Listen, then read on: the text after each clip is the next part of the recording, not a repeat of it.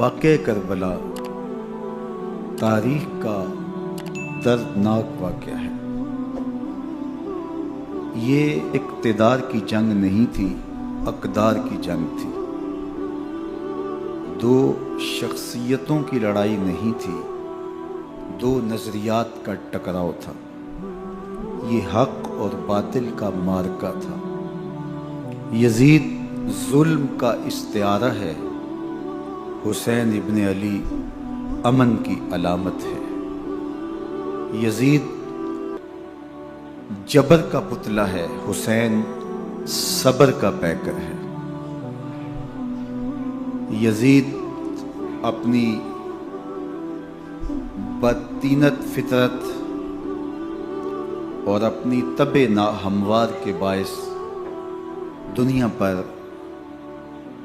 ذلت و رسوائی،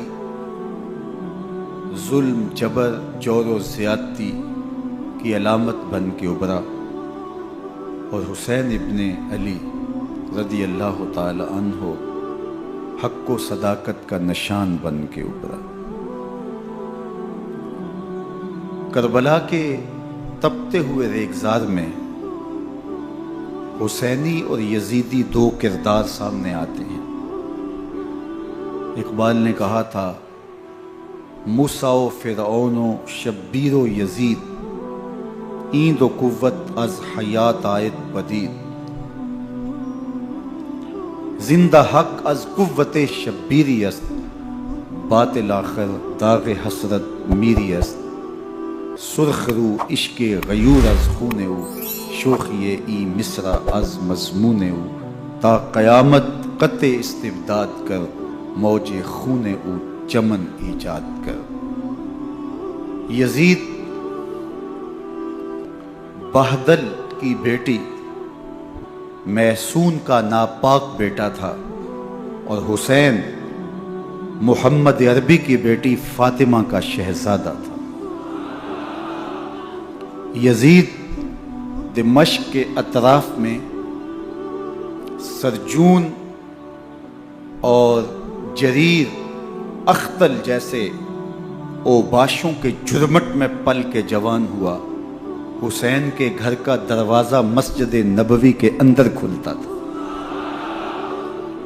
یزید نشے میں دھت ہو کر کے نمازیں چھوڑ دیتا تھا۔ حسین کی کربلا کے اندر بھی نماز تہجد قضا نہیں ہوئی۔ یزید ظلم کا دوسرا نام ہے، حسین امن کی علامت ہے۔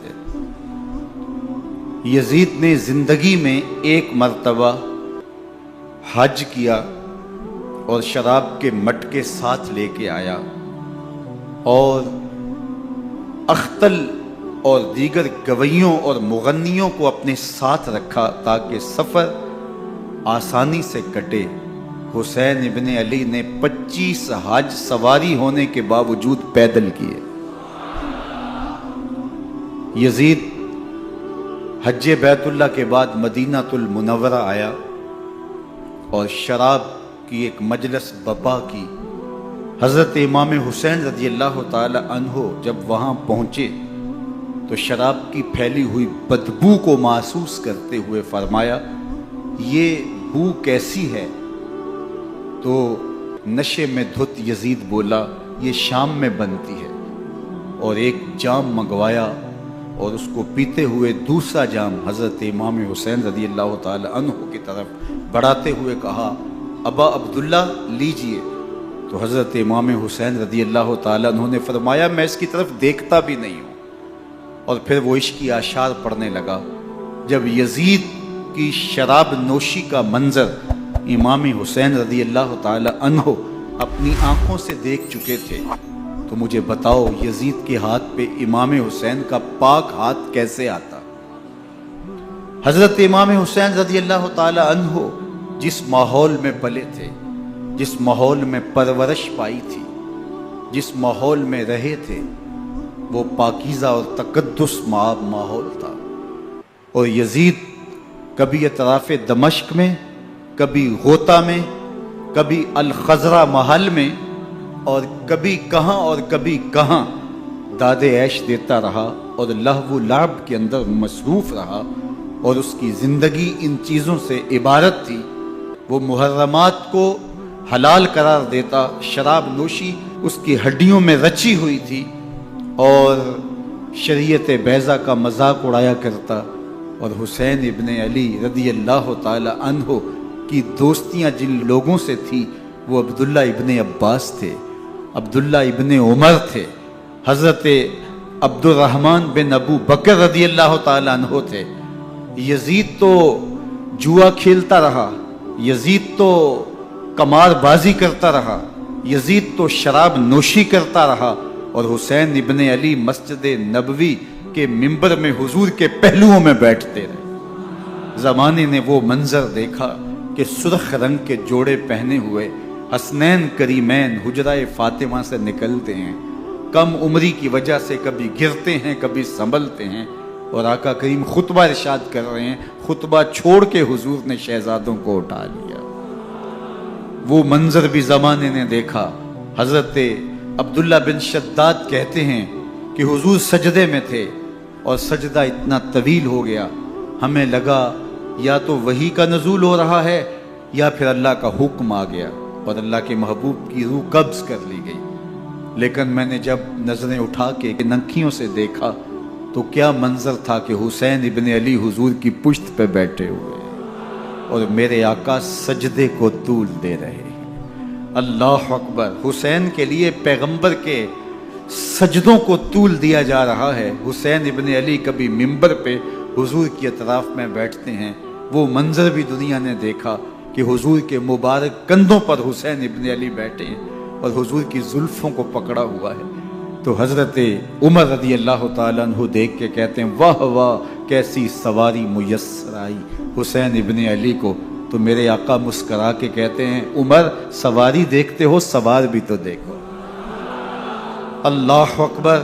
حضرت اسامہ بن زید بن حارثہ رضی اللہ تعالیٰ عنہ فرماتے ہیں رات کا ایک پہر گزر گیا اور مجھے حضور سے کوئی کام تھا، میں آقا کریم کی خدمت میں حاضر ہوا، در دولت پہ دستک دی، حضور تشریف لائے تو چادر اوڑی تھی، بکل کی ہوئی تھی میرے حضور نے، تو میں نے اپنی حاجت کہی تو حضور نے میری حاجت پوری کر دی۔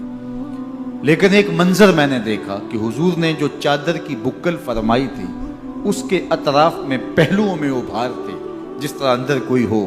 مجھ سے نہ رہا گیا، میں نے پوچھ لیا، میں نے کہا بندہ نواز چادر کے اندر کیا ہے؟ فکاشفہ، تو حضور نے چادر کو کھول دیا۔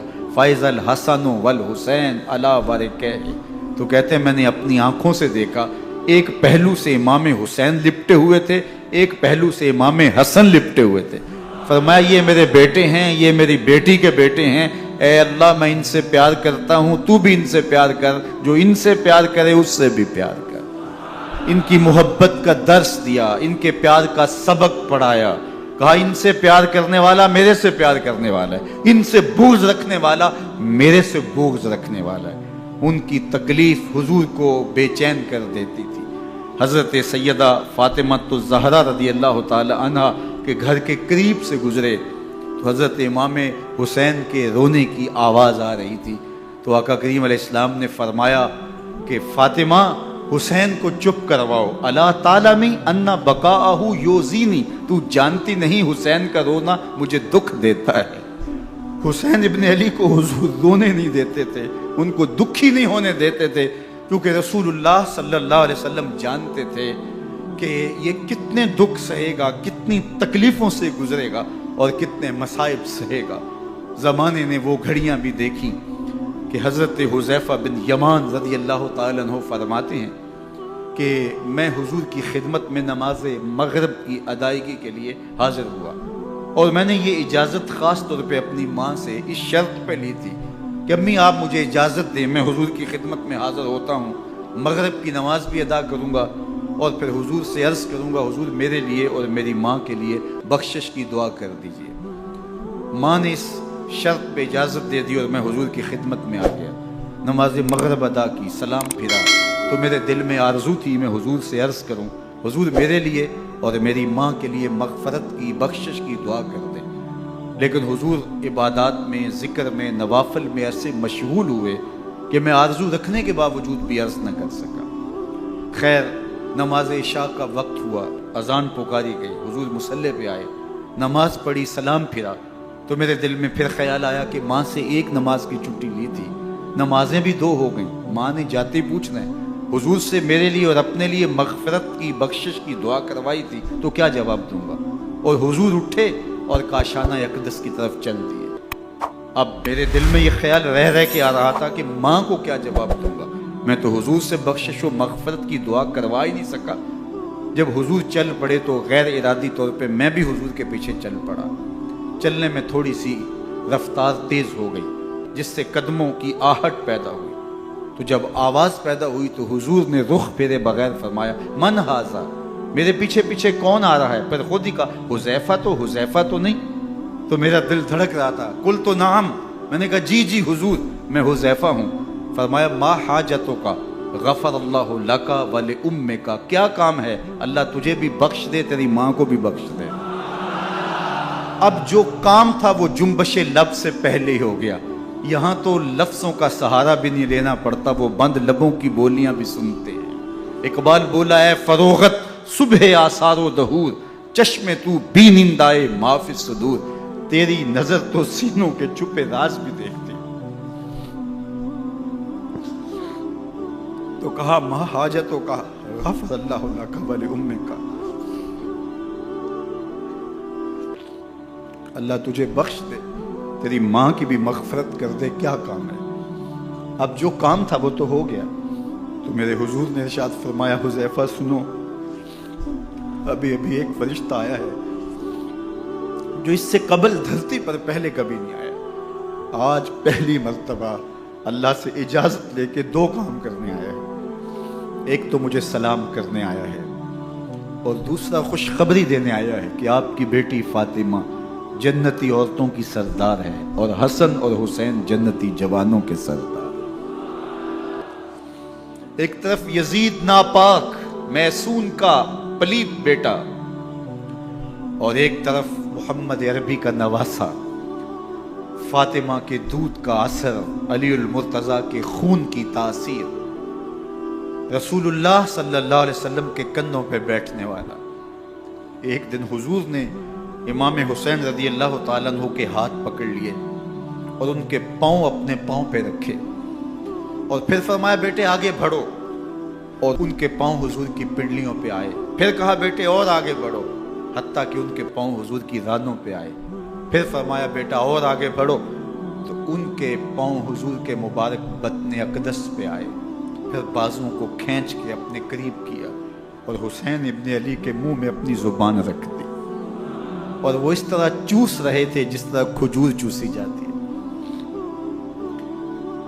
تو اللہ کے محبوب علیہ السلام نے حسین ابن علی کو اپنی زبان کا لعاب دہن دے کر کے، وہ شیر رحمت دے کر کے، وہ کوثر و تسلیم سے پاکیزہ تر آب رحمت عطا کر کے ان کی ہمیشہ کے لیے پیاس بجھا دی، تاکہ کل کربلا کے تپتے ہوئے ریگزار میں حسین ابن علی کو پیاس کی شدت تنگ نہ کرے اور پائے استقلال میں لغزش نہ آنے پائے۔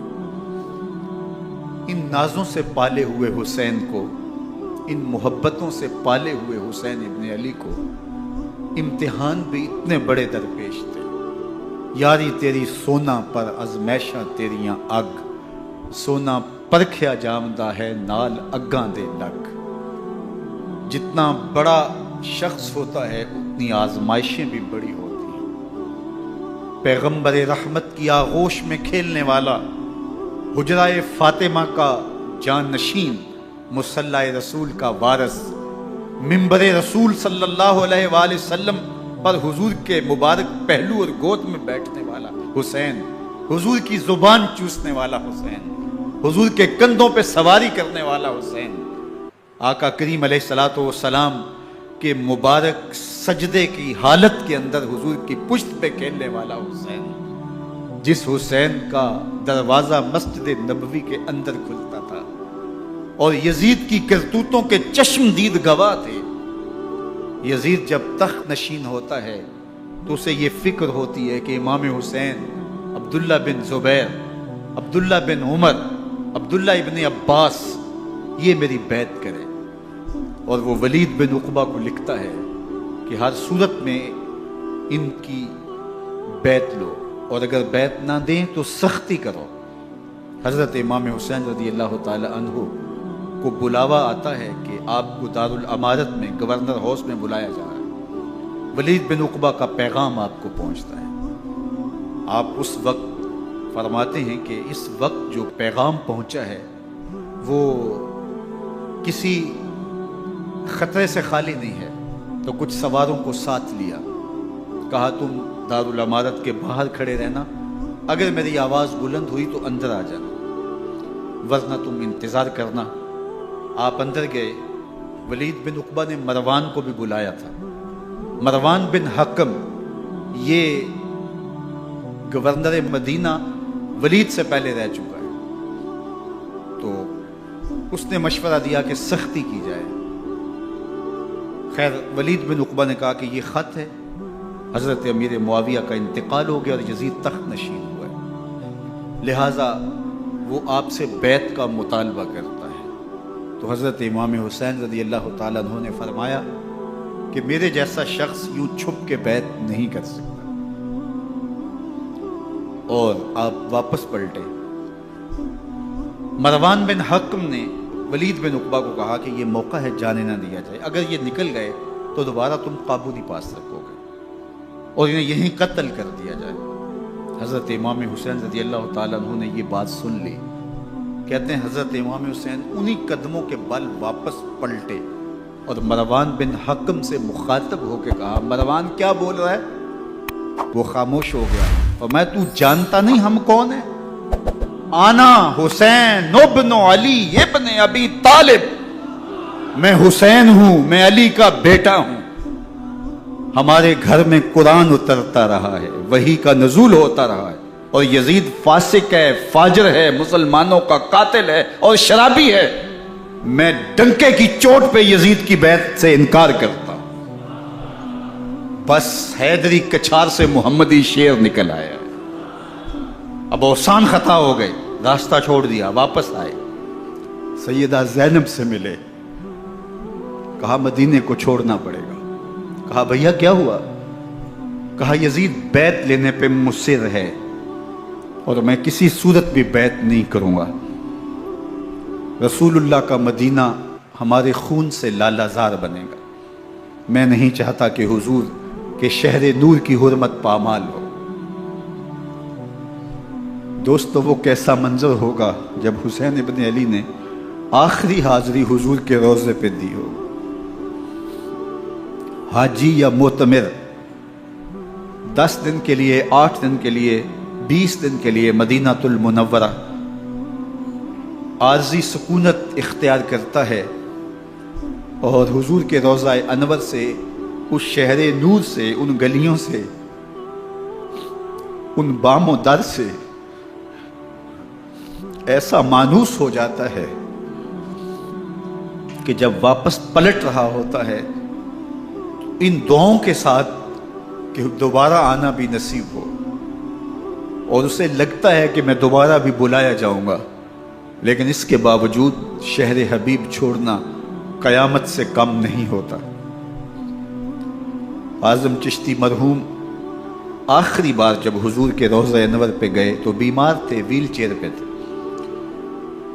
باب بقی سے باہر نکلے تو خادم سے کہا کہ میری ویل چیئر پیچھے سے کھینچو تاکہ میرا رخ روضہ انور کی طرف رہے، اور وہ پیچھے سے کھینچتا چلا جا رہا ہے، اور جب باب مکہ سے پیچھے جنت البقیع کے قریب سے گنبد خضرا نگاہوں سے اوجل ہونے لگا تو اعظم چشتی مرحوم نے کہا، جان بدن سے نکلتی ہے اعظم، جان بدن سے نکلتی ہے اعظم، کوئی آسان ہے مدینے سے جدا ہونا، کوئی آسان ہے مدینے سے جدا ہونا۔ یہ اس شخص کی کہانی ہے جو 10 دن، 5 دن، مہینہ، 2 ماہ وہاں رہتا ہے اور پھر اس شہر کو چھوڑ کے آنا اس کے لیے آسان نہیں ہوتا۔ اور مجھے بتاؤ کہ حسین جو پیدا مدینے میں ہوا، جس کے گھر کا دروازہ مسجد نبوی کے اندر کھلتا تھا، جو مسجد نبوی کے اندر پرورش پا کے جوان ہوتا ہے اور مدینے کی گلیوں میں کھیلتا رہا، اس حسین ابن علی کے لیے مدینہ چھوڑنا، اور پھر وہ اس بات کا علم اور شعور رکھتے تھے کہ یہ آخری بار حضور کے در پہ حاضری ہے، دوبارہ اس شہر نور میں نہیں آ سکوں گا، تو کیا قیامت ہوگی اور کیا منظر ہوگا۔ محمد بن حنفیہ کے علاوہ خاندان نبوت کے جتنے لوگ تھے ان سب نے شہر مدینہ کو الوداع کہا، اور رات کے موقع میں مدینہ المنورہ کو، مسجد نبوی کو چھوڑ کر کے مکہ کی جانب عازم سفر ہوئے۔ 3 شعبان المعظم کو مکہ المکرمہ پہنچتے ہیں، ادھر کوفیوں کے خطوط آنے شروع ہو جاتے ہیں۔ حضرت امام حسین رضی اللہ تعالیٰ عنہ مسلم بن عقیل رضی اللہ تعالیٰ عنہ کو صورتحال معلوم کرنے کے لیے بھیج دیتے ہیں۔ 40,000 کوفی آپ کے ہاتھ پہ بیعت کر دیتے ہیں۔ ادھر 25 پیدل حج کرنے والے حضرت امام حسین 8 ذی الحج کو احرام باندھتے ہیں، لیکن آپ کو پتہ چلتا ہے کہ حاجیوں کے روپ میں قاتل چھپا دیے گئے، تو آپ اس احرام کو حج کی بجائے عمرے میں بدلتے ہیں اور کوفے کی جانب عازم سفر ہوتے ہیں۔ کائنات والو، ذرا سینے پہ ہاتھ رکھ کے دیکھو کہ یہ کتنا مشکل مرحلہ تھا۔ اس دین کی آبرو کو بچانے کے لیے حضرت امام حسین رضی اللہ تعالیٰ عنہ نے کتنا بڑا قدم اٹھایا۔ آپ کے بہی خواہ، دوست، احباب عبداللہ بن عمر یہ سارے روکتے ہیں، عبداللہ بن عباس کہتے ہیں حضرت نہ جائیے، الکوفی لا یوفی، کوفی کبھی وفا نہیں کرتے، آپ کے والد کو وہاں شہید کیا گیا، لیکن آپ ایک فرض کو نبھانے جا رہے ہیں۔ میرے غم گسارو، میرے مہربانوں، نہ روکو مجھ کو جانے دو، مجھے نانے کے دی کی ڈوبتی کشتی بچانے دو، میں جاتا ہوں کہ دنیا پر وفا کا نام رہ جائے، میں رہوں نہ رہوں پر عظمت اسلام رہ جائے۔ میں نہیں جاتا تو نبی کے گھر کی آن جاتی ہے، میں نہیں جاتا تو نبی کے گھر کی آن جاتی ہے، تمہارا دین جاتا ہے، میری غیرت ایمان جاتی ہے۔ حضرت امام حسین یہاں سے چلتے ہیں، ابھی راستے میں ہی پہنچتے ہیں کہ یہ خبر آتی ہے کہ کوفے والوں نے بے وفائی کر دی، حضرت مسلم بن عقیل رضی اللہ تعالیٰ عنہ کو شہید کر دیا گیا، نعمان بن بشیر معزول کر دیے گئے، ابن مرجانہ ابن زیاد وہاں متعین کر دیا گیا جو سخت گیر شخص تھا، اور اس نے لوگوں کو ڈرایا، دھمکایا، اور کوفے کے لوگوں کے دل بدل گئے اور وہ بیعتیں توڑنے لگے۔ وہ منظر مسجد کوفہ کا کتنا دل گداز تھا، جب امام نماز کے لیے کھڑے ہوئے تو 40,000 لوگ آپ کے پیچھے تھا۔ جب سلام پھیرا اور امام نے دیکھا کہ پیچھے لوگ نہیں ہیں، پھر لوگوں نے اپنے دروازے بھی بند کر لیے۔ رات کی تنہائیاں ہیں اور حضرت مسلم بن عقیل کو کوئی پناہ دینے والا نہیں، لوگوں نے دروازے بند کر لیے کہ کہیں ہمارے گھر میں نہ آ جائیں اور ہم مشقت اور حکومتی تشدد کا شکار نہ ہوں۔ کتنا دردناک لمحہ ہے حضرت مسلم بن عقیل رضی اللہ تعالیٰ عنہ پہ، اور پھر حضرت مسلم بن عقیل بے دردی سے شہید کر دیے جاتے ہیں۔ آپ ابھی راستے میں ہیں، یہ ساری کہانی پہنچتی ہے کہ حضرت مسلم شہید کر دیے گئے اور بے دردی سے شہید کر دیے گئے۔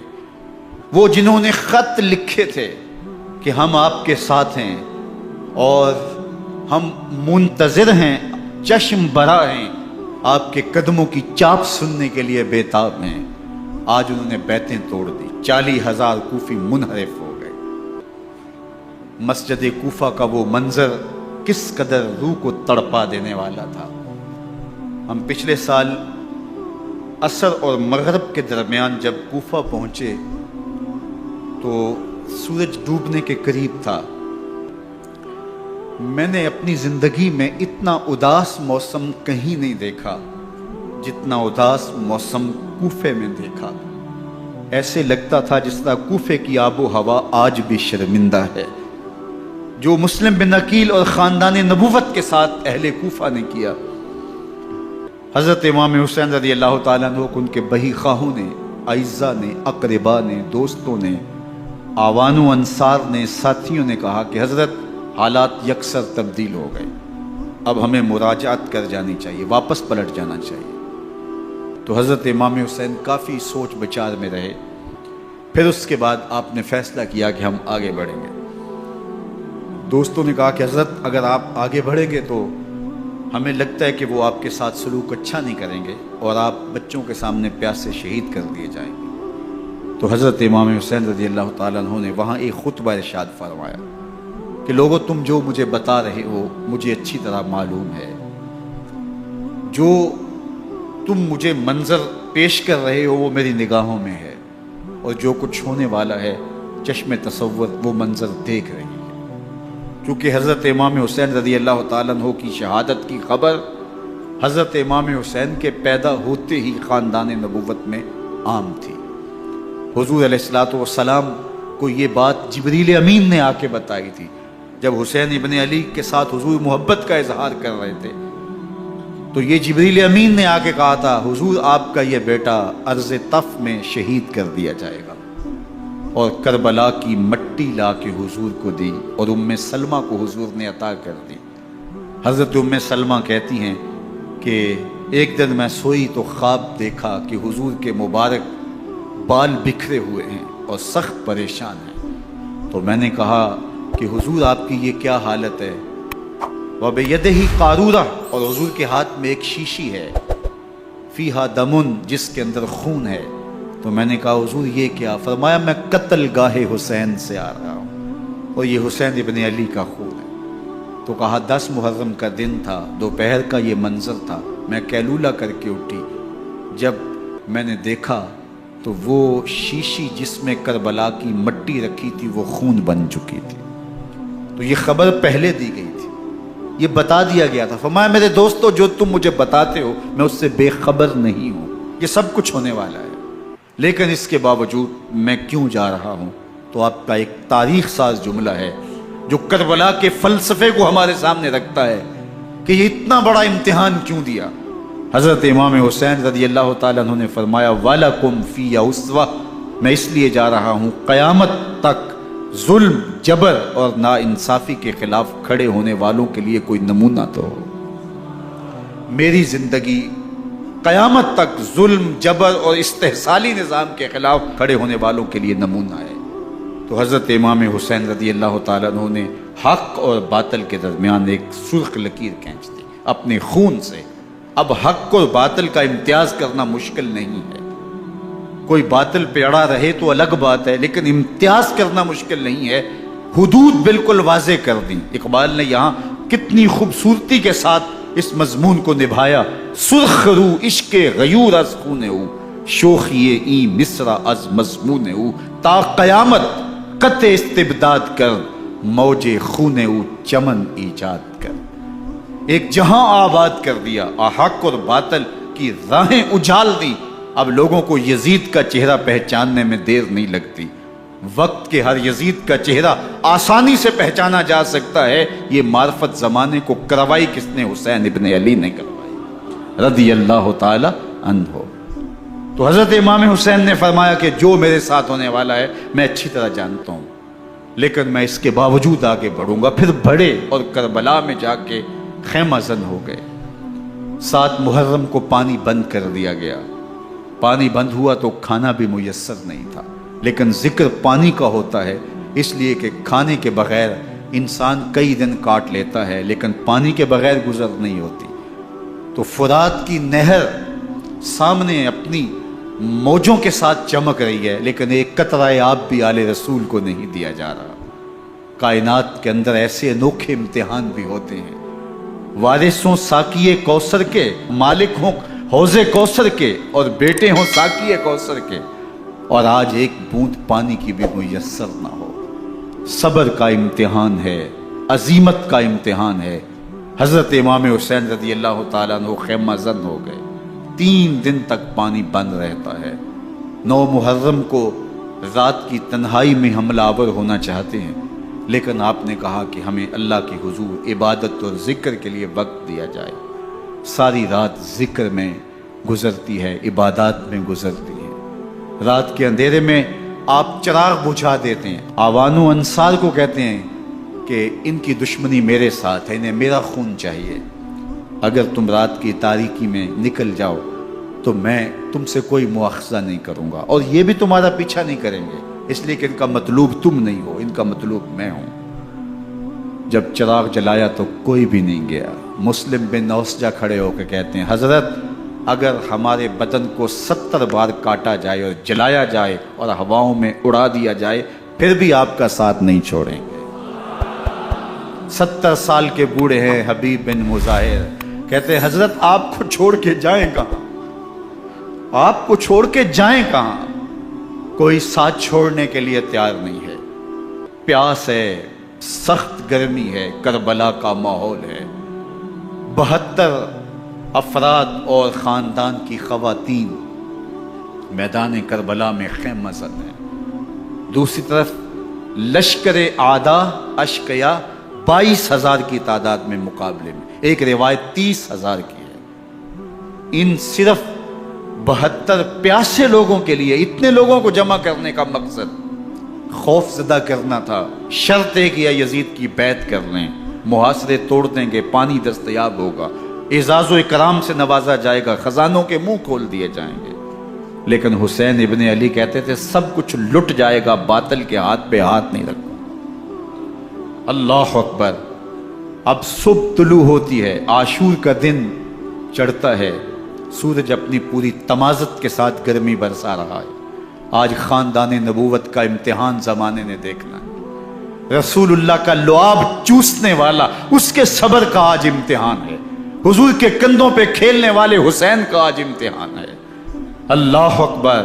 حسین ابن علی تمام حجت کرتے ہیں میں نے تمہارا کچھ نہیں بگاڑا، میں نے کسی کا خون نہیں کیا، میں نے کوئی زیادتی نہیں کی، تم کیوں میرے قتل کے در پہ ہو؟ تم جانتے نہیں میں کون ہوں؟ میں تمہارے نبی کا نواسا ہوں، رسول اللہ صلی اللہ علیہ وآلہ وسلم کے کندھوں پہ کھیلتا رہا ہوں، حضور کا لعاب چوستا رہا ہوں، اور میں بوسہ گاہے رسول صلی اللہ علیہ وآلہ وسلم ہوں۔ لیکن ان اشقیاء کے دل پر کوئی چیز اثر انداز نہیں ہوتی۔ ایک ہور ہے، اللہ اس کے دل میں نرمی ڈالتا ہے۔ پہلے تو امام حسین کو گھیر کے لے کر کے آتا ہے، لیکن بعد میں وہ قافلہ یزید سے قافلہ حسین کی طرف آ جاتا ہے۔ امام حسین فرماتے تو دنیا میں بھی ہور ہے، آخرت میں بھی ہور ہے، آزادی مل جاتی ہے۔ باقی 22,000 کا لشکر جرار امام حسین کے قتل کے در پائے ہے۔ پھر تاریخ نے خاندان نبوت کا وہ انوکھا امتحان دیکھا۔ حضرت امام حسین کے بچے بالخصوص خواتین پیاس کی شدت میں حلق خشک ہے۔ حضرت سکینہ تڑپ کے اپنے باپ سے کہتی ہیں کہ مجھے 6 ماہ کے لیے اصغر کی پیاس نہیں دیکھی جا رہی۔ بچے کو ہاتھوں پہ اٹھاتے ہیں اور نہر فرات کے کنارے پہنچ کے فرماتے ہیں اشقیاء سے مخاطب ہو کے تمہارا معاملہ میرے ساتھ ہے، اس 6 ماہ کے بچے نے تمہارا کچھ نہیں بگاڑا، اور چلو بھر کے اس کا حلق سیراب کرنا چاہتے ہیں۔ ایک 2 شاخہ تیر آتا ہے جو حضرت علی اصغر کے گلے کو چیر دیتا ہے۔ راوی لکھتے ہیں کہ وہ عام تیر نہیں تھا، جانوروں کو شکار کرنے کے لیے جو بڑے تیر ہوتے ہیں وہ 2 شاخہ تیر تھا۔ وہ گردن کو کاٹ دیتا ہے، خون بہنے لگتا ہے، گردن لٹک جاتی ہے۔ حضرت امام حسین وہ بہتا ہوا خون اپنے چلو میں لیتے ہیں اور آسمان کی طرف اچھال کے کہتے ہیں مالک حسین کی یہ قربانی بھی قبول۔ یہ تماشا لبے بام نہیں ہے، بچہ بیمار ہو ڈاکٹر جواب دے دیں، ماں باپ کے ہاتھ پھول جاتے ہیں، زندگی کی سانسیں ابھی چل رہی ہوتی ہیں، لیکن ڈاکٹر کہے کہ یہ میرے بس کا روگ نہیں ہے، کہیں اور لے جاؤ، تو زندگی کا لف و نشر غیر مرتب ہو جاتا ہے۔ میں سلام پیش نہ کروں حسین ابن علی کو، 6 ماہ کا علی اصغر ہاتھوں میں دم توڑتا ہے، گردن لٹک جاتی ہے، خون بہ رہا ہے، اب خیموں کی طرف بڑھ رہے ہیں، لیکن زبان پہ شکایت نہیں ہے، کہتے ہیں مالک حسین کی یہ قربانی قبول کر لے۔ اب خیموں کی طرف آنا، شہر بانوں ام رباب سیدہ زینب حضرت سکینہ سلام اللہ علیہا کا سامنا کوئی آسان کام نہیں تھا، لیکن حسین ابن علی آتے ہیں، شہزادے کو یہاں خیموں کے قریب رکھ کے کہتے ہیں کہ یہ حوض کوثر سے سیراب ہو گیا ہے۔ اللہ اکبر، کوہرام مچ جاتا ہے خیموں کے اندر، کیا منظر ہوگا اور ان کو کن الفاظ کے پیرائے میں ڈھال کر کے ان کیفیات کو بیان کیا جا سکتا ہے جو اہل بیت کے خیموں کے اندر علی اصغر کی شہادت کے بعد کا منظر رقم ہو رہا ہوگا۔ اللہ اکبر، ادھر اشکیا آوازیں دے رہے ہیں، مبارزت کے لیے پکار رہے ہیں۔ زمانے نے پھر وہ منظر بھی دیکھا کہ جوان بیٹے کو 18 سال کی کمائی حضرت امام حسین میدان عمل میں بھیج رہے ہیں۔ وہ علی اکبر جو حسین کا نور نظر ہے، آنکھوں کا قرار ہے، دل کی تسکین ہے۔ اور پھر حضرت علی اکبر جب گھوڑے کی زین سے فرش زمین پہ گرتے ہیں تو باپ کو آواز دیتے ہیں، اور حضرت امام حسین جو ہے وہ آگے جا کے بیٹے کی لاش اٹھاتے ہیں۔ اللہ اکبر، 18 سال کے بیٹے کی لاش کو کندھوں پہ اٹھا کے خیموں تک لاتے ہیں اور ہاتھ پھیلا کے کہتے ہیں مالک حسین کی یہ قربانی بھی قبول۔ کبھی قاسم بن حسن کی لاش اٹھا کے لاتے ہیں، کبھی اون و محمد کی لاشیں اٹھا کے لاتے ہیں، بھتیجوں کی، بھانجوں کی، بھائی عباس کے کٹے ہوئے بازو اور زخموں سے چھدا ہوا لاشا۔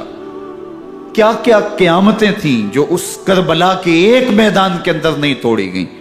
حضرت امام حسین پر دکھ پہ دکھ، تکلیفوں پہ تکلیفیں، اب 71 لاشیں اٹھا کے خیموں تک پہنچا چکے، اور ادھر مبارزت کی دعوت دی جا رہی، آؤ میدان عمل میں آؤ، اب دیر کیوں کر رہے ہو۔ رسول اللہ کا حرم، رسول اللہ کی شہزادیاں جو نازوں میں پلی تھی، وہ کلیاں جو شبنم کا بوجھ بھی گوارا نہیں کر سکتی تھی، آج مصیبتوں کے پہاڑ ٹوٹ گئے۔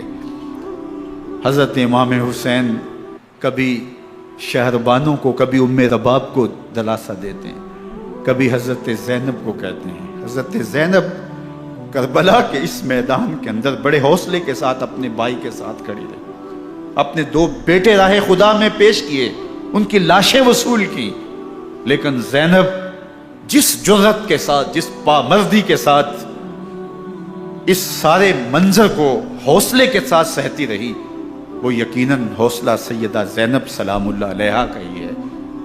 لیکن یہ وہ منظر تھا کہ زینب کا دل بھی ڈول گیا جب حسین ابن علی گھوڑے پہ بیٹھنے لگے، اور ان کو گھوڑے میں بٹھانے والا کوئی نہیں تھا، اور جو بھی سوار جاتا پھر واپس اس کی لاش ہی آتی اور حسین ابن علی لے کے آتے۔ آج حسین ابن علی جا رہے ہیں، زندگی کا سارا سرمایہ لٹ رہا ہے، حضرت زینب سلام اللہ علیہا سنبھل نہیں رہی۔ حضرت امام رضی اللہ تعالیٰ عنہ اٹھے اور آپ نے حضرت زینب کو صبر کی تلقین کی اور کہا کہ صبر ہی بہترین ذریعہ ہے اور اللہ کی قربت کا ایک بہترین سبب ہے، اور ان کو صبر کی تلقین کرتے ہوئے فرمایا کہ میرے بعد تم نے اس ذمہ داری کو سنبھالنا ہے، اور ان مخدرات اسلام کی، ان شہزادیوں کے پردے کی تم نے حفاظت کرنی ہے۔ اور پھر گھوڑے کی زین کس کے امام حسین لشکر اشکیا کی طرف بڑھتے ہیں۔ اب خیموں سے سسکیوں کی آواز آ رہی ہے، ان کا سردار، ان کا تاجدار آج سب کو چھوڑ کے کربلا کے میدان کی طرف بڑھ رہا ہے۔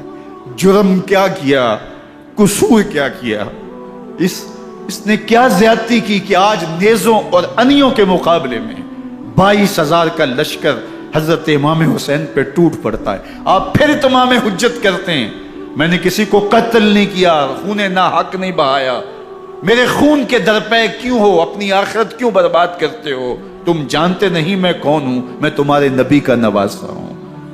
لیکن ابن زیاد کہتا ہے مقابلے میں آؤ۔ پھر حضرت امام حسین رضی اللہ تعالیٰ عنہ مقابلے میں آتے ہیں، اور جب گھوڑے کو ایڑ لگا کے دشمن اشقیاء پہ ٹوٹتے ہیں تو پھر ایسا منظر ہوتا ہے کہ وہ بھیڑ بکریوں کی طرح آگے بھاگتے ہیں۔ 71 زخم کلیجے پہ لیے شجاعت کا یہ پیکر جب میدان میں آتا ہے، آواز آتی ہے یہ کون ذی وقار ہے، بلا کا شاہ سوار ہے، لباس ہے پھٹا ہوا غبار سے اٹا ہوا، تمام جسم نازنی چدا ہوا کٹا ہوا، یہ نبی کا نور عین ہے، یہ بالیقین حسین ہے، یہ حسین ابن علی ہے رضی اللہ تعالیٰ عنہ۔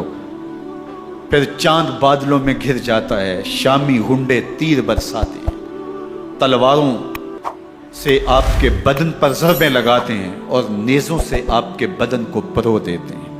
جب آپ کا پیراہن بعد میں اتارا گیا تو آپ کے پیراہن میں 122 سوراخ تیروں کے تھے، 33 زخم تلواروں کے اور 34 گھاؤ نیزوں کے تھے۔ جب گھوڑے کی زین سے فرش زمین پر آئے، بدن چھلنی تھا، زخم زخم سے خون بہ رہا تھا، 3 دن کا پیاسا حسین، اللہ اکبر، بدن زخموں سے چور، 71 لاشیں کلیجے پہ لیے، مخدرات اسلام کے پردے کا خیال دل میں الگ ہے، لیکن گھوڑے کی زین سے جب فرش زمین پہ امام حسین آتے ہیں، زبان پہ ہائے نہیں، نالا و شیون نہیں، چیخ و پکار نہیں، آتے ہی پیشانی سجدے میں رکھتے ہیں اور پکارتے ہیں اللہم ردن بقضائک وصبرن علی بلائک تسلیما لامرک سبحان ربی العالی۔ مالک گھر لٹا کے، بچے لٹا کے، خاندان سب کچھ قربان کر کے، اپنے بدن کو زخموں سے چھلنی کروا کے، تیروں اور نیزوں کی انیوں سے اپنے آپ کو زخمی کروا کے، تیرے حضور سر جھکا کے یہ اقرار کرتا ہوں کہ حسین تیری تقدیر پہ راضی ہے، مالک تو بھی بتا، تو بھی حسین پہ راضی ہوا ہے کہ نہیں ہوا۔ آواز آ رہی ہے، اس پیاسے پر علی شیر خدا کو ناز ہے، اس نواسے پر محمد مصطفیٰ کو ناز ہے، اوروں نے بھی سجدے کیے پر اس کا عجب انداز ہے، اس نے وہ سجدہ کیا جس پر خدا کو ناز۔ حسین ابن علی رضی اللہ تعالیٰ عنہ کا سر انور دستے قاتل نے تب کاٹا جب وہ سجدے میں جھکا ہوا تھا۔ یزید نے کہا میں بیعت لوں گا، امام حسین نے کہا کبھی بھی نہیں دوں گا، یہ سر کٹ سکتا ہے جھک نہیں سکتا۔ سر کاٹ کے نیزے کی نوک پہ چڑھا دیا گیا اور یہ اس بات کا اعلان تھا کہ ہم جیت گئے اور حسینی ہار گئے، اور لشکر یزید میں غوغا مچ گیا، نقارے بجنے لگے کہ ہم جیت گئے، دیکھو امام حسین شہید کر دیے گئے، اور سر کاٹ کے نیزے کی نوک پہ چڑھایا گیا۔ لیکن لشکر یزید سے ہی آواز آئی یہ کیسا سر ہے جو کٹ کے بھی سر بلندی ہے، کٹ گیا ہے پھر بھی اونچا ہے، اللہ اکبر، یہ سر سجدے میں کٹا ہے، رب کے حضور عبادت کی حالت میں کٹا ہے، حسین آج بھی سجدے میں ہے، اللہ اکبر، حسین آج بھی سجدے میں ہے، بلکہ کٹے ہوئے سر کا رخ زمین کی جانب تھا اور کٹی گردن آسمان کی طرف، یوں نیزے پہ پرویا گیا، اللہ اکبر۔ ایک شاعر نے نقشہ کھینچا، بآنکھ سر نیزے پہ اور سوئے زمین ہے روح، یعنی سجدہ ثانی کی ہے آرزو۔ رکعت کے 2 سجدے ہوتے ہیں، ابھی ایک سجدہ ہوا تھا کہ دستے قاتل نے سر کاٹ دیا، کہا حسین کی پیشانی میں دوسرے سجدے کی تمنا مچل رہی۔ یہ تھا حسین ابن علی کا سجدہ، ساری زندگی رب کے حضور سجدہ قضا نہیں ہونے دیا۔ آج پانی نہیں ہے، اللہ اکبر، آج تیمم کر لیتے ہیں، آج اپنے خون کو اوڑھ کر کے حسین نے اپنی پیشانی اپنے مالک کے حضور جھکا کر کے عظیمت کی وہ انوکھی داستان رقم کر دی کہ صدیاں گزرنے کے باوجود بھی ان کی یادوں کے چراغ روشن ہیں۔ جب حضرت امام حسین اور دوسرے آیان و انصار کو شہید کر دیا گیا تو ان کے سر نیزوں کی نوک پہ چڑھا دیے گئے، حضرت امام حسین کا کٹا ہوا سر اور باقی 71 افراد کے کٹے ہوئے سر نیزوں کی نوک پہ، اور 10 سواروں کو ابن سعد نے کہا کہ ان کو رون دو، اور گھوڑوں کی ٹاپوں تلے حضرت امام حسین رضی اللہ تعالیٰ عنہ اور ان کے آوان و انصار کو جو ہے وہ روندا گیا، حتیٰ کہ ان کی استخوان مبارک، ان کی ہڈیاں بھی چور چور ہو گئی۔ روننے سے قبل ان کا لباس اتار لیا، ان کے کپڑے اتار لیے گئے، اللہ اکبر، کیسی دردناک گھڑیاں تھیں۔ یزید کا صرف یہی بد کرداری کا مرحلہ نہیں تھا، اس کربلا کے صحرا کے اندر یزید نے جس طرح امام حسین رضی اللہ تعالیٰ عنہ کو شہید کیا اور حضرت امام حسین کے خاندان کو شہید کیا، جب مدینہ المنورہ پر یزید نے مسلم بن عقبہ کو مقرر کیا، جس کو بزرگوں نے مصرب بن عقبہ کہا ہے، تو اس کو کہا 3 دن تک مدینے کا حرم تمہارے لیے حلال ہوگا، جو چاہو تم کرنا، اور شامی فوجوں کو اجازت ہوگی۔ تو وہاں بھی انہوں نے 10,000 تابعین اور 700 صحابہ کو شہید کیا۔ حضرت ابو سعید خدری رضی اللہ تعالیٰ عنہ گھر سے باہر نکلے، کافی بوڑھے ہو چکے تھے، تو انہوں نے حضرت ابو سعید خدری کو پکڑ لیا، کہا تم کون ہو؟ کہا مجھے ابو سعید خدری کہتے ہیں۔ تو کہا ہاں تمہارا نام سنا ہے، اور داڑھی سے پکڑ کے کھینچا اور کہا کہ ہے تمہارے پاس جو ہمیں دو؟ تو کہا کہ میرے پاس تو کچھ بھی نہیں، میں تو فقیر آدمی ہوں۔ تو ان کے گھر ان کو لے گئے، تو 2 کبوتر رکھے تھے حضرت ابو سعید خدری نے، تو وہ کبوتر لوٹ کے لے گئے۔ اللہ اکبر۔ حضرت ابن سنان رضی اللہ تعالیٰ عنہ کو، جو حضور کے علم بردار تھے فتح مکہ کے دن، ان کو ستو پہلے پلائے اور پھر ان کی گردن کاٹی گئی اور کہا یہ ہے وہ ستو جو تم زندگی میں آخری بار پیو گے۔ ایک گھر میں داخل ہوئی شامی فوج، تو ایک خاتون کے ابھی بچہ پیدا ہوا تھا، اور قابلہ نے، دائیہ نے وہ بچہ ماں کی چھاتی پہ لٹایا، اور وہ ماں کا پہلا دودھ پی رہا تھا۔ تو یہ جا کے کہنے لگے نکالو تمہارے پاس جو کچھ ہے۔ تو اس خاتون نے کہا تم جانتے ہو یہ بچہ کون ہے؟ تو انہوں نے کہا ہم نہیں جانتے۔ کہا یہ حضرت ابن ابی کبشہ انماری رضی اللہ تعالیٰ عنہ کا بچہ ہے، اور یہ وہ صحابی ہیں کہ جو بیت الشجرہ کے موقع پہ حضور کے ہاتھ پہ بیعت کرتے ہیں۔ انہوں نے اس چیز کا لحاظ نہ کیا کہ جو کچھ ہے وہ ہمیں دو، ورنہ تیرے بچے کو نہیں چھوڑیں گے۔ تو ماں بچے سے مخاطب ہو کے کہتی ہے، ابھی بچہ پیدا ہوا ہے اور ماں سے پہلا دودھ پی رہے، کہ بیٹے اگر میرے پاس کچھ ہوتا، وہ قیمتی سے قیمتی چیز بھی ہوتی، تیری جان کے لیے قربان کرتی، لیکن اس وقت میرے پاس کچھ ہے نہیں۔ تو ایک شکی آگے بڑھا اور بچے کو ایک ٹانگ سے پکڑ کے کھینچ کے دیوار کے ساتھ پٹک کے مارا، جس سے دماغ کا بھیجا نکل گیا۔ کیا کیا زیادتیاں نہیں کی۔ 700 صحابہ حرہ کے واقعہ میں شہید کیے یزید نے، اور 10,000 تابعین شہید کیے۔ مسجد نبوی میں ممبر رسول کے ساتھ گھوڑے باندھے، اور وہ ممبر رسول اور مصلی رسول کے قریب لید کرتے رہے۔ حضرت سید عبد المسیب فرماتے ہیں میں نابینا تھا اور حضور کے روضہ انور کے پاس بیٹھا تھا، اور یزید کے سپاہی آتے، جو بھی مسجد میں نظر آتا پکڑ کے لے جاتے، مجھے نابینا سمجھ کے چھوڑ دیتے، لیکن میں پریشان تھا کہ ظہر کا وقت ہوگا، عصر کا وقت ہوگا، مغرب عشاء کا وقت ہوگا، نہ اذان نہ اقامت نہ جماعت، تو کیسے مجھے پتہ چلے گا کہ نماز کا وقت ہو گیا، اور کیسی میری نمازوں کا کیا بنے گا؟ میں اس فکر میں بیٹھا تھا۔ لم ازل اسمع الاذان والاقامت من قبر رسول اللہ صلی اللہ علیہ وآلہ وسلم۔ فرماتے ہیں جب بھی پھر نماز کا وقت آیا، گنبد خضرا سے اذان کی بھی آواز آئی، اقامت کی بھی آواز آئی۔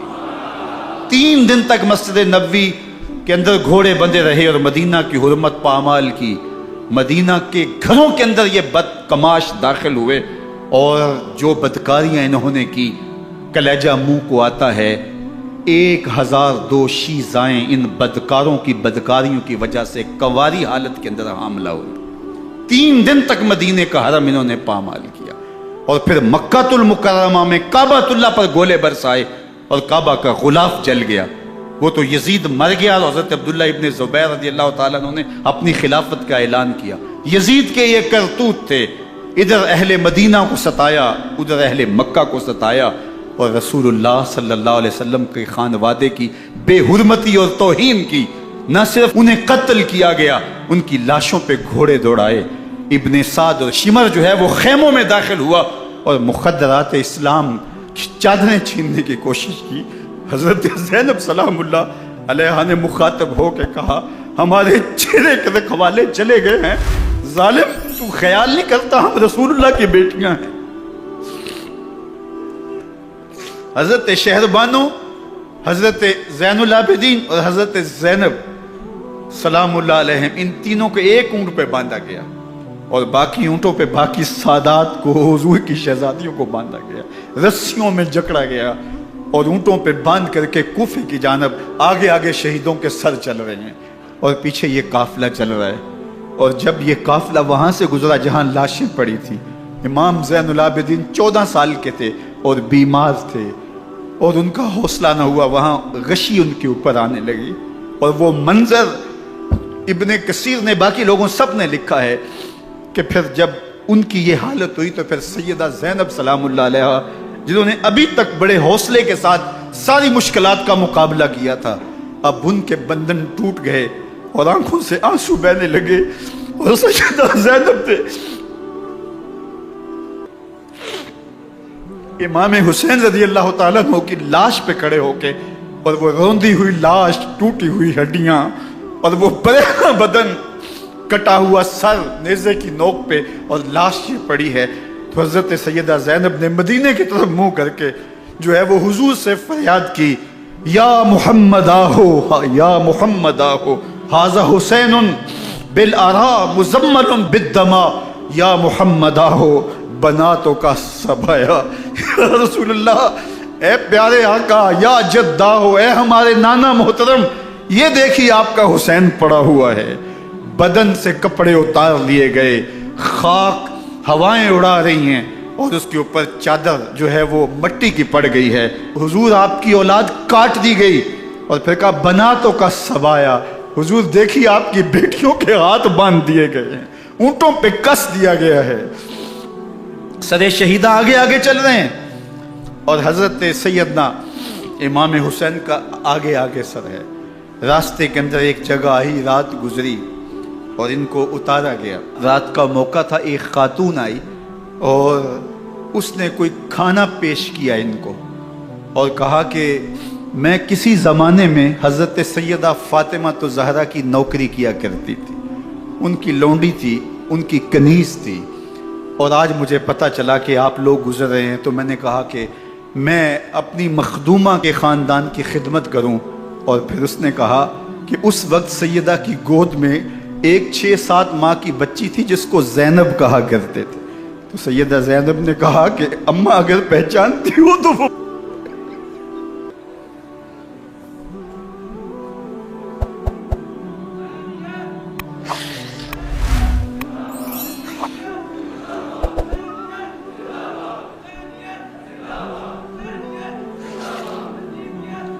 یہ تاراج اور لٹا ہوا کارواں پھر وہاں سے کوفے میں کیسے پہنچا، اور کوفے کے اندر سیدہ زینب سلام اللہ علیہا نے وہ یزید کے دربار میں، ابن زیاد کے دربار میں وہ جرأت آمیز جو باتیں کہیں، اللہ اکبر، زینب کی زبان میں علی کی خطابت بول رہی تھی، اور پھر دشمن اور دوست سارے رونے لگے، اور وہ کیا دل گداز منظر تھے۔ اور پھر یہ سروں کا قافلہ اور سادات کرام کا مشکیں کسی ہوئی ہیں اور اونٹوں پہ باندھے ہوئے، ان کو وہاں سے پھر قادسیہ، اور قادسیہ سے پھر دمشق یزید کے دربار میں پہنچایا گیا، اور وہاں سے یہ لٹے ہوئے خانمہ برباد تاراج لوگ مدینہ المنورہ میں کیسے پہنچے، اور اہل مدینہ نے کیسے استقبال کیا، اور وہ منظر کتنا دلگداز تھا جب اہل مدینہ زینب سے پوچھتے تھے زینب حسین کہاں ہے؟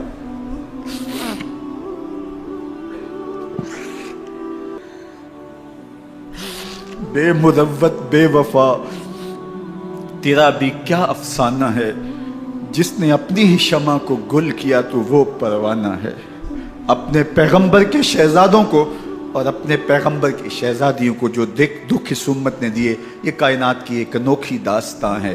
اللہ ہمیں اسوہ شبیری پہ عمل کی توفیق عطا کرے اور ان کے نقوش پاک کی برکتیں دے، اہل بیت کی محبت ہماری روحوں میں جذب کر دے، اور جس عظیمت کے ساتھ، جس حوصلے کے ساتھ انہوں نے دکھوں کو جھیلا، جو دہکتی آگ کے شعلوں پہ سویا وہ حسین، جو جواں بیٹے کی میت پر نہ رویا وہ حسین، جس نے سب کچھ کھو کے کچھ نہ کھویا وہ حسین، مرتبہ اسلام کا جس نے دوبالا کر دیا، خون نے جس کے دو عالم میں اجالا کر دیا، جو کہ سوزے غم کو سانچے میں خوشی کے ڈھال کے مسکرایا موت کی آنکھوں میں آنکھیں ڈال کے۔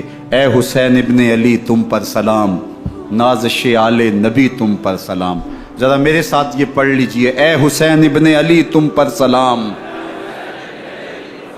نازش آل نبی تم پر سلام، تم پہ لاکھوں رحمتیں لاکھوں سلام، اے شہیدان محبت کے امام، لالا گوں لالا بدن لالا کفن، اے چمن اندر چمن، زندگی ہی زندگی تیری حیات اے حیات اندر حیات اندر حیات، افتخار ملت بیضا ہے تو، رب کعبہ کی قسم یکتا ہے تو، فخر کا دل میں دریچہ باز کرنا چاہیے، جن کا تو آقا ہے ان کو ناز کرنا چاہیے۔ وآخر دعوانا ان الحمدللہ۔